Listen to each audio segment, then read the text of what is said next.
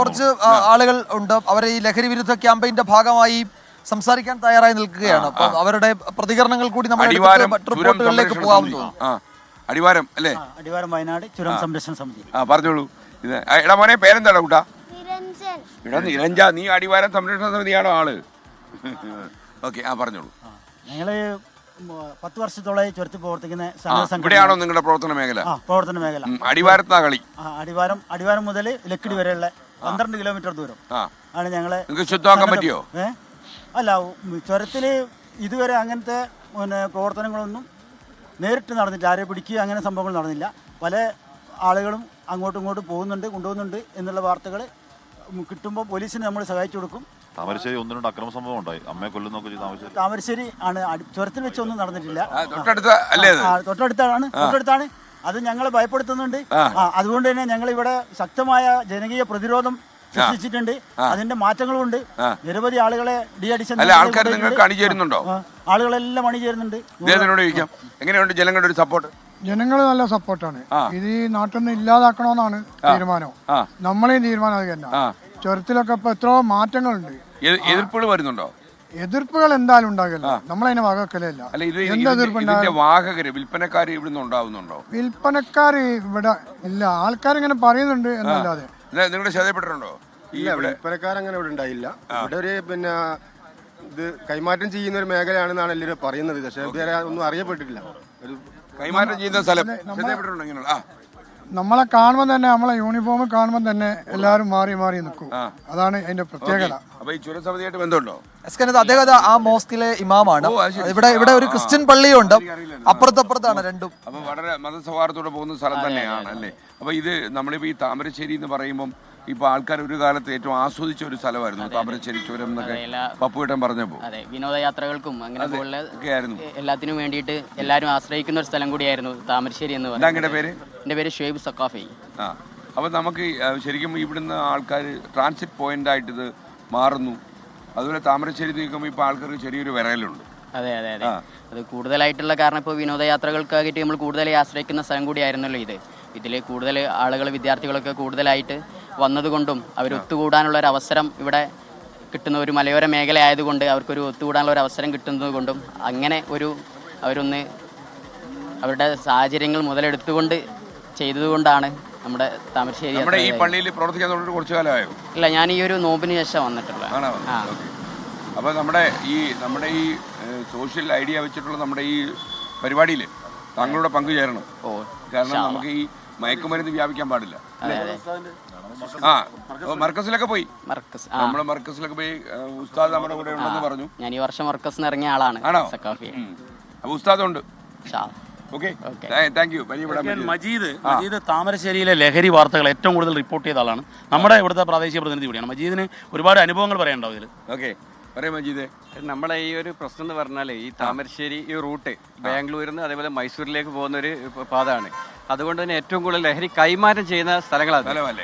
കൈമാറ്റം ചെയ്യുന്നത് ഇപ്പം പോലീസ് കണ്ടെത്തിയ ഹോട്ട്സ്പോട്ടുകൾ മിക്കതും ഈ ചുറ്റുവട്ടത്താണ്. അതായത് താമരശ്ശേരി, കൈതപ്പൊയിൽ, ചുരം, അതേപോലെ അതെ, കൈതപ്പൊയിൽ ഒരു പ്രധാന കേന്ദ്രമാണ്. ലഹരി കൈമാറ്റം ചെയ്യുന്ന ഒരു പ്രധാന കേന്ദ്രമാണ്. നിരവധി പേരെ അറസ്റ്റ് ചെയ്തിട്ടുണ്ട്, പോലീസ് പിടികൂടിയിട്ടുണ്ട്. കൈതപ്പൊയിൽ ഭാഗത്തുള്ളവരെ, അതേപോലെ തന്നെ താമരശ്ശേരിയുടെ തൊട്ടടുത്ത പ്രദേശങ്ങളിലുള്ളവരെ. പിന്നെ ചുരത്തിൽ കൂടുതലായിട്ട് നടക്കുന്നത് കൈമാറ്റാണ്. ഇവിടെ വിൽപ്പന അല്ല. ഇവിടുന്ന് ഒരു ടൂറിസ്റ്റ് ബസ്സിൽ ബാംഗ്ലൂരിൽ നിന്ന് വരും. അതേപോലെ തന്നെ ആ റൂട്ടിൽ നിന്നൊക്കെ വന്നിട്ട് ഇവിടുന്ന് ഇങ്ങനെ മറ്റ് വാഹനങ്ങളിൽ. ഇപ്പൊ കുറച്ച് ദിവസം മുൻപ് ഒരു ജീപ്പ് ആക്സിഡന്റ് ആയിരുന്നു. ചുരത്തിലെ ജീപ്പ് മറിഞ്ഞത്. ആ മറിഞ്ഞ ജീപ്പിൽ നിന്ന് MDMA കണ്ടെത്തിയിരുന്നു. പിന്നീട് ഉണ്ടായ പല MDMA കേസിൽ ഇവരുമായിട്ട് അടുത്ത് ബന്ധമുള്ള ആളുകളായിരുന്നു. പിന്നെ ഇവിടെയുള്ള മറിഞ്ഞതല്ല, ലഹരിയിൽ ഓടിച്ചിട്ട് മറിഞ്ഞതാണ്. താഴ്ചയിലേക്ക് മറിഞ്ഞ് അവിടുന്ന് ജീപ്പ് എടുത്ത സമയത്ത് അതിൽ നിന്ന് ഈ ചുരം സംരക്ഷണ പ്രവർത്തകർ തന്നെ MDMA കണ്ടെടുത്തു, പോലീസിനെ ഏൽപ്പിച്ചു. ആ രൂപത്തിലുള്ള കാര്യങ്ങളൊക്കെ നടന്നൊരു സ്ഥലമാണ്. പിന്നെ ഈ സ്ഥലമേ നമുക്കിപ്പം കേരളത്തിൽ മോചിപ്പിക്കപ്പെടേണ്ട സ്ഥലങ്ങളിൽ ഒന്നായി താമരശ്ശേരി മാറിയിട്ടുണ്ട്. പ്രകൃതി സൗന്ദര്യമുള്ള ഒരു സ്ഥലം, ടൂറിസ്റ്റുകൾക്ക് വരാൻ പറ്റിയ സ്ഥലം. ഇതിന്റെ താഴ്വാരമൊക്കെ നല്ല രസം. ഈ അടിവാരം അല്ലേ, അടിവാരമൊക്കെ നല്ല രസമുള്ള സ്ഥലമല്ലേ? അപ്പോൾ ഇവിടെ നമുക്കിത് മോചിപ്പിക്കാൻ താങ്കൾ ഇത്രയും കാലത്തെ അനുഭവ സമ്പത്തിൽ താങ്കൾ ആലോചിക്കുമ്പോൾ എന്താ പറയാൻ പറ്റുക? ഇത് കുറച്ചുകൂടെ നമുക്കിത് അവസാനിപ്പിച്ചേ പറ്റൂ. അതെ അതിന് വേണ്ടിയിട്ട് ഒന്ന് പ്രധാനമായിട്ടും ഈ യുവാക്കളാണ് ഇതിലേക്ക് വരുന്നത്. അപ്പോൾ യുവാക്കളുടെ ആ സമയത്തെ യാത്രകളും ബന്ധങ്ങളും ഒക്കെ ഒന്ന് വീട്ടുകാർ പരിശോധിക്കണം. അതേപോലെ പോലീസ്, താമരശ്ശേരിയെ സംബന്ധിച്ച് പോലീസ് വലിയൊരു പ്രശ്നം എന്താണെന്ന് പറഞ്ഞാൽ ആവശ്യത്തിന് ഫോഴ്സ് ഇല്ല, പോലീസുകാരില്ല, വാഹനത്തിന്റെ ഒരു നോട്ടം ഉണ്ടോ ഇവിടെ? നോട്ടുണ്ടെങ്കിൽ അവർക്ക് പെട്ടെന്ന് വിളിച്ചു കഴിഞ്ഞാൽ എത്താൻ വാഹനം ഇല്ലാത്തൊരു പ്രശ്നമാണ് താമരശ്ശേരി. അല്ല, താമരശ്ശേരി പോലീസ് സ്റ്റേഷനില്ലേ? താമരശ്ശേരി പോലീസ് സ്റ്റേഷനിൽ പിന്നെ അടിവാരത്തിന് ഔട്ട് പോസ്റ്റ് മാത്രം. എത്ര ദൂരെയാ?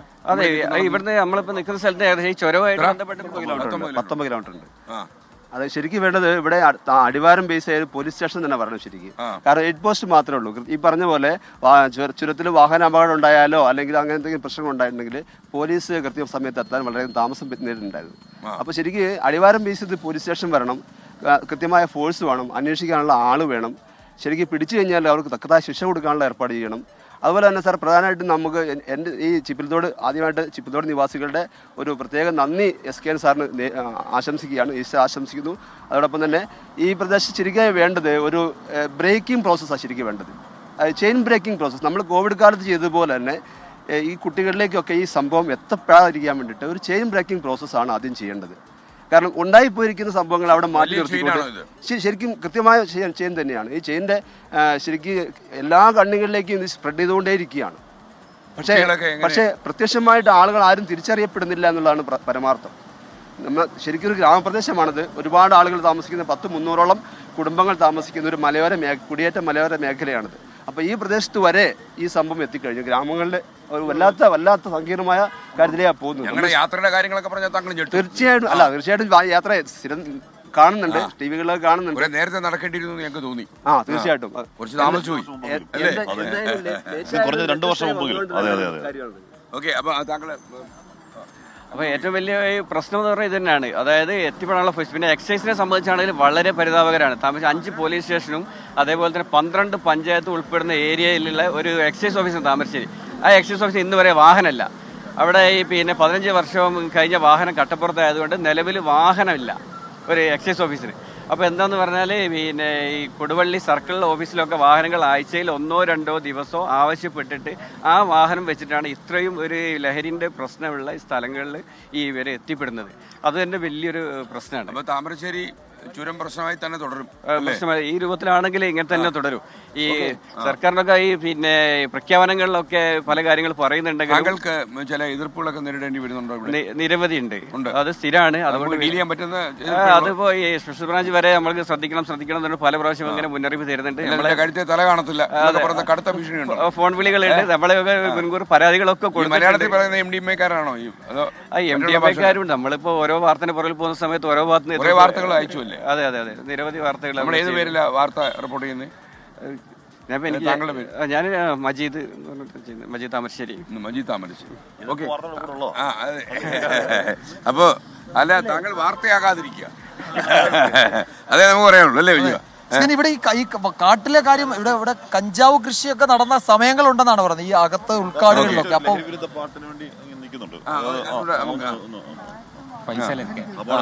ഒരു 4 ലൈൻസ് അല്ലേ? നാടിനു കാവൽ നാം നിന്നിടണം, നാടിന്റെ യൗവനം കാത്തിടണം, ലഹരിയിൽ മുങ്ങുന്ന നാടിനെ നാം ഒന്നായി കൈകോർത്തു തിരികെ പിടിച്ചിടണം, ലഹരിയിൽ മുങ്ങുന്ന നാടിനെ നാം ഒന്നായി കൈകോർത്തു തിരികെ പിടിച്ചിടണം. കേൾക്കുന്ന വാർത്തകൾ അത്രയും നമ്മുടെ നാടിന്റെ നൊമ്പരമായതല്ലേ, കൊല്ലും കൊലകളും കരൾ കീറും വാർത്തകൾ ഇനി വേണ്ട സോദരരെ, അരുതക്രമം അരുതു ലഹരിയം നോർക്കണം, ഇനി വേണ്ട സോദരരെ, അരുതക്രമം അരുതു ലഹരിയം നോർക്കണം, ഇനി വേണ്ട സോദരരെ, അച്ഛനോ അമ്മയോ പെങ്ങളെന്നോർക്കാത്ത ലഹരിയെ നാം തന്നെ തീർത്തിടണം, ആരോഗ്യം സമ്പത്ത് കുടുംബം തകർത്തിടും വിപത്തിനെ തൂത്തെറിയാം.